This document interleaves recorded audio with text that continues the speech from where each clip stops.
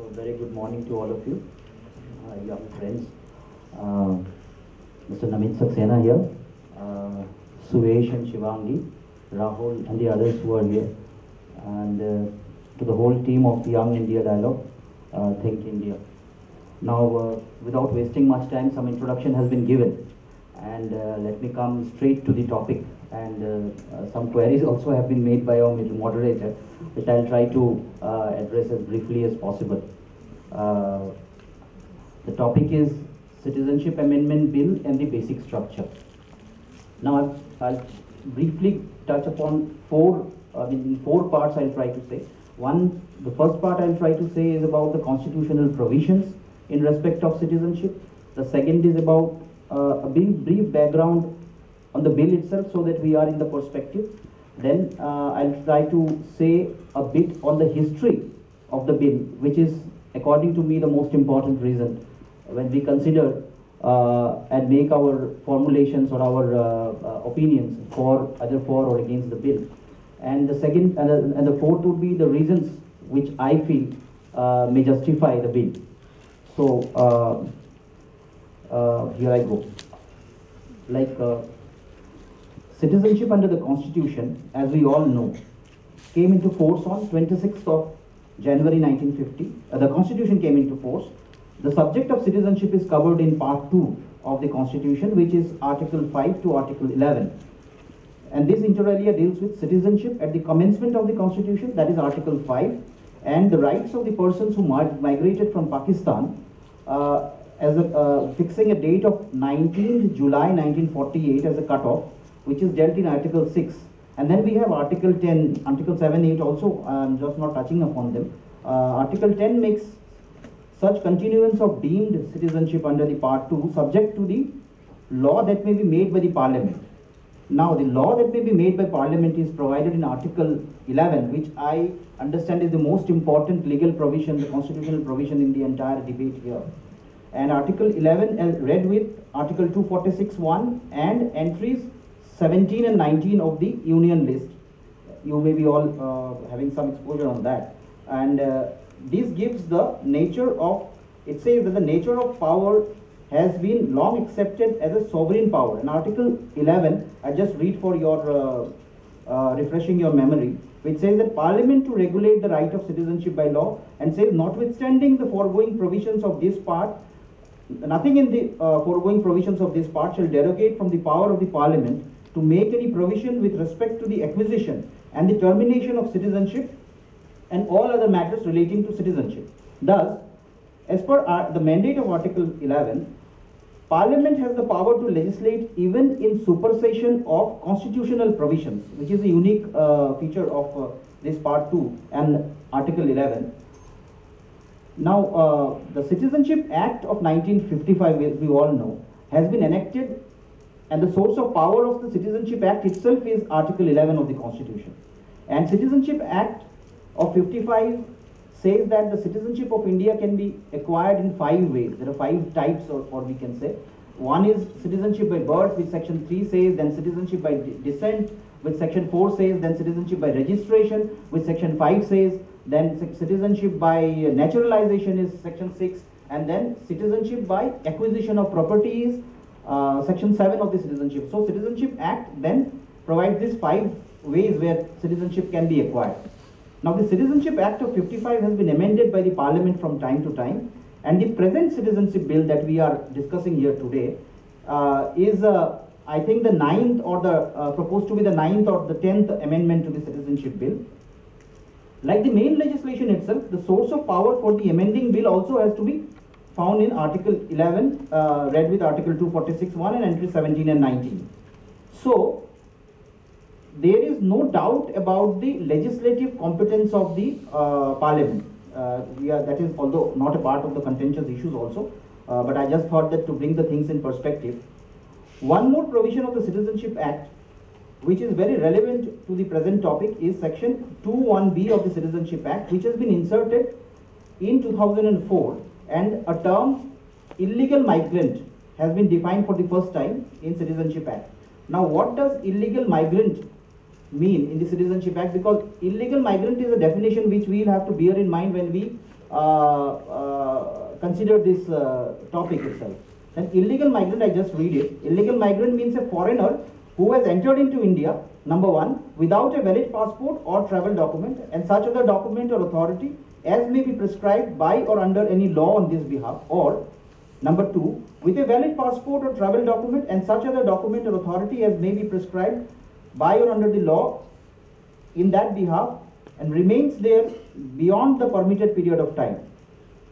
So the 2004 Act also amended Section 3, Section 5 and Section 6 of the Citizenship Act, and it closed the door for grant of citizenship under these sections to any person who has now in 2004 for the first time been defined as an illegal migrant. Like an illegal migrant cannot get citizenship by any of the means under the Citizenship Act. So a person who has entered into India without valid documents or valid documents having expired is an illegal migrant today under our law and cannot get citizenship. Now that supplies the justification why the Parliament today thought that the Citizenship Act needs an amendment so as to cater to certain sections of the population, which persons, which we are going ahead and discussing now. Now, what is the Citizenship Amendment Bill of 2016? Now, Ayush has already given some detail, so I'll just brush through. The declared object of the bill is to make the person belonging to minority communities such as Hindu, Sikhs, Buddhists, Jains, Parsis and Christians from Afghanistan, Bangladesh and Pakistan who have entered India without valid travel documents or whose documents have expired, eligible for applying for Indian citizenship, and has expedited the process of naturalization by bringing the period down from 11 plus 1, that is 12 years, to 6 plus 1, that is 7 years. Since these persons are not otherwise eligible for applying for citizenship, the definition of illegal migrant in 2(1)(b) is amended to take this class of persons out of the definition of illegal migrant by adding the proviso, and this is the soul of the Citizenship Amendment Bill of 2016. The bill is to be read along with a precursor. There was a twin notification on 7th of September 2015. One was under the Passport Entry into India Act, India Rules 1950, and the other was under the Foreigners Order of 1948. Now, shorn of technicalities, these twin notifications enable that minority communities from Afghanistan, Bangladesh and Pakistan, such as who have mentioned, to stay in India provided that they were compelled to take shelter in India due to religious persecution or fear of religious persecution, and had entered India on or before 31st December 2014. So this is the cutoff date of consideration for grant of citizenship under the bill, 31st of December 2014, which is actually provided in the notification, but the notification is something that the bill seeks to give the authority of law now.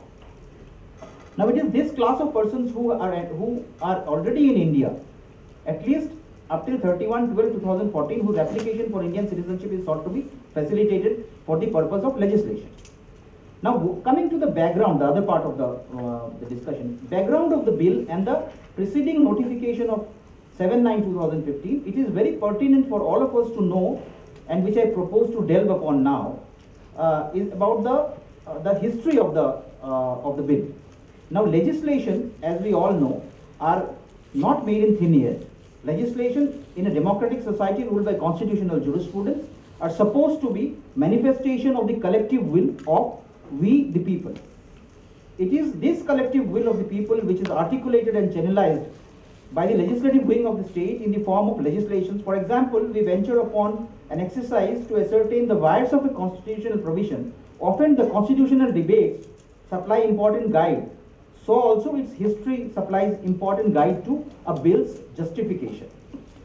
And when we talk of history, we have to go at least as far as the Government of India Act of 1935, if not further, which defines the Federation of India as including present-day India, Pakistan and Bangladesh. They form which we today legally recognize as undivided India. We all know the history of independence and partition and the creation of the nation of Pakistan, which later bifurcated into two, with the East becoming Bangladesh of today. These countries have Islam as the state religion. Discriminatory policies towards religious minorities have been followed by Pakistan and its successor state in the East as a matter of state policy, which resulted in the religious minority population being reduced to second-class citizens. Religious persecution of minority population at the hands of majority community in these countries, part of undivided India, has been in all walks of life, ranging from discriminatory laws, physical atrocities, grabbing of land, forcible conversions. These all are forms of persecution upon the minorities because of their religious identity. Just to give you the scale of the persecution, there has been a drastic depletion of the minority population in Pakistan from approximately 23% at the time of partition to a mere 3% today, and approximately from 29% in Bangladesh to a mere 8.5% today. This abnormal depletion of minority population has not occurred overnight, and even in the first decade of following the partition, history is evidence to several wars between the two countries, especially the ones of 1965 and 71. The program of 1950 in East Pakistan, the 1964 riots in East Pakistan after the theft of Prophet's hair from Hazrat Bal Shrine, the riots of 1992 following the demolition of the structure at Ayodhya, the riots of 2001 after the election of Khalida Zia government in Bangladesh. These are just a few instances which I was just citing.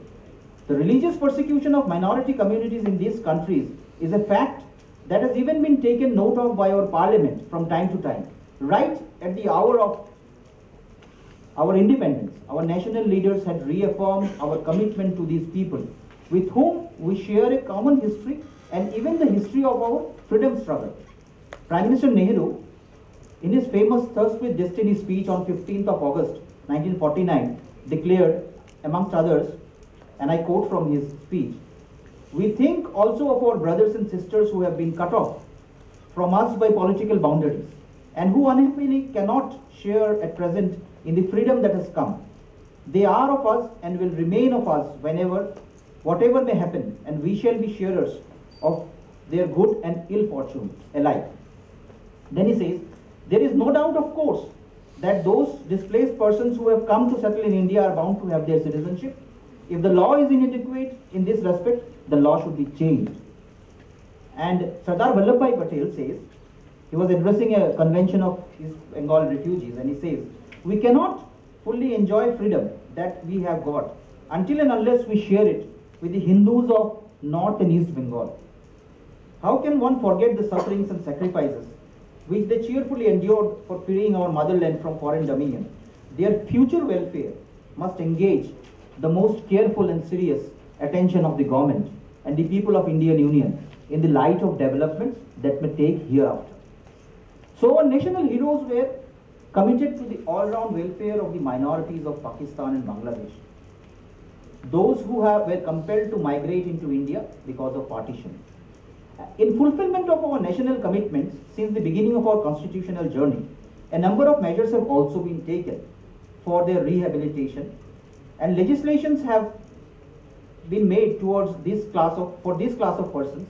And if we are to cite, we have to start from the immigrants' expulsion from Assam Act of 1950 Parliament, and which exempted from expulsion the persons who, on account of civil disturbance or fear of civil disturbance, were displaced and left their place of residence in Pakistan and subsequently settled in Assam, to the Citizenship Amendment Rules of 2004, which applied to some districts, the bordering districts of Gujarat and Rajasthan, and facilitated the grant of Indian citizenship to displaced Pakistani nationals of minority Hindu community who were displaced consequent to the wars between India and Pakistan in 65 and 71.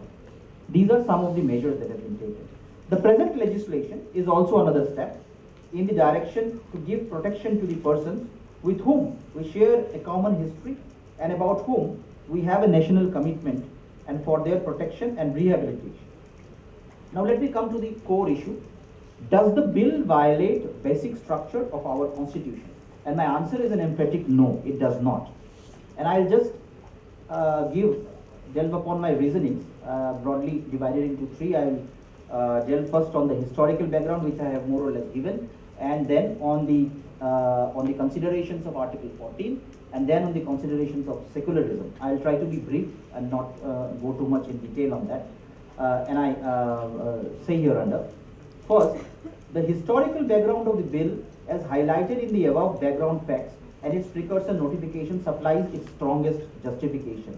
The grant of citizenship to a person or a class of persons coming from a particular country is not just a national issue, but essentially it is the outcome of political decisions of the state. Such decisions are outcome of diverse factors: social, economic, cultural, historical, not just the interplay of political and legal considerations. A decision in this respect is also the interplay of national priorities, people's sentiments, and the social and cultural identities and or humanitarian considerations. In such matters, it will be very difficult, if not altogether impossible, in determining the judicially discoverable and manageable standards so as to judge the constitutional validity of or the legality of a legislation. If the exercise of power of the parliament is absolutely arbitrary, without a discernible principle or reasons, the court can surely step in. But if there are reasons and principles for the exercise by the parliament, which in the present case I submit there is, there should not be any judicial inquiry as to the sufficiency of the reasons or availability of alternate courses to the parliament. In the past, the constitutional courts of our country have refused to interfere where judicially discoverable and manageable standards are not available. For example, we have the case of R.C. Podial of 1994, the Constitution Bench judgment. In such matters, the Constitution provides for the executive and the legislative wings of the state, who are representatives of the people, to have complete and final say. Now the second point, the second justification of the bill can certainly be found in the guarantee of equality embodied in Article 14. I say the challenge is on Article 14, but I say the justification is also in Article 14. Article 14 permits classification provided the classification is reasonable. Most of you, I think you know this basic legal principles. It is also been accepted that if the legislature takes care of reasonably classify persons for legislative purposes, and if it deals equally with all persons belonging to a well-defined class, it is not open to a challenge of denial of equal protection on the ground that the law does not apply to the other persons left out of that classification. The guarantee of equality is the equality amongst equal, not equality amongst unequals. In other words, treating dissimilar persons dissimilarly is not violation of Article 14. On the contrary, treating dissimilar persons similarly would be violative of Article 14. The critics of the bill are saying that dissimilar persons, why dissimilar persons are not being treated similarly here? And the answer is in Article 14 itself. It is also well established that in order to pass the test of permissible classification, two conditions must be fulfilled, namely, that the classification must be founded on intelligible differentia, which distinguishes persons and things which are grouped together from those left out, others who are left out of the group, and two, that differentia must have a rational nexus to the object sought to be achieved by the statute in question. A plethora of judgments starting from State of West Bengal versus Anwar Ali Sarkar and then Budan Chaudhary, Confederation of Ex-Servicemen and all, they have reaffirmed this principle from time to time. It is well settled that the legislature, which has to deal with the diverse problems arising out of an infinity variety of human relations in a country, must, of necessity, have the power of making special laws to attain particular objects. And for that purpose, it must have large powers of selection and classification. And things upon whom such laws are to operate. Let us test the present Citizenship Bill 2016 on a well-established principle of equality. The persons who have been brought within the ambit of the bill are those who were compelled to take shelter in India prior to 13/12/2014 after facing persecution because of their religious identity. There would be others who have come to India without any such compulsion, maybe for greener pastures or for economic betterment. They won't be protected under the proposed legislation. In that manner, the persecuted migrants can reasonably be classified as a distinct class. These countries who are patronizing the majority community as a state religion and a matter of state policy, it is only natural that the persons who are of majority religious community would have no reason and would have to take shelter in India because of persecution on religious grounds, and thus there is no question of bringing them within the ambit of the citizenship bill. If the persons of majority religious community, those countries are also to be brought within the ambit of the bill, as some people argue without any basis, then the question that naturally arises is, then why did we have partition in the first place? Now the third question, I'll be brief, I've been given a time schedule also. An argument that is sought to be made in respect of the bill, that it is solely on the basis of facilitating Indian citizenship on the basis of religious identity of persons. In a sense, citizenship is being granted solely on the basis of religion, which goes against the basic structure of the constitution. Secularism enshrined in the constitution. Now the word secularism, as you all know, was not a part of the constitution at the inception, but has been brought in by the 42nd Constitution Amendment Act of 1946, and it was inserted in the preamble. And in Bomai, the Supreme Court, the 9 judges have said that secularism is a basic structure of the constitution. The court, however, did not endeavor to define secularism, held it that it is not desirable, but spoke of secularism in a general sense, and we all know, as equal treatment of all religions by the state. In this sense, we have come to know and understand as Sarva Dharma Sambhava. I, however, beg to differ with the basic proposition that the grant of citizenship under the Citizenship Bill is contemplated on the basis of religion, or that the persons are being differentiated on the basis of religious identity. If that were the case, all the Hindus and all Sikhs and all Buddhists and all Christians who had come to India before the cut-off date would have been eligible for citizenship. But under the scheme of the legislation, it is only a small set from amongst those minorities who qualify for applying for citizenship. That is, those who were compelled to take shelter before the cut-off date and because of their persecution. So, it is persecution which is the basis of the bill, not religion. And that being the case, no question of violation of basic structure of the constitution.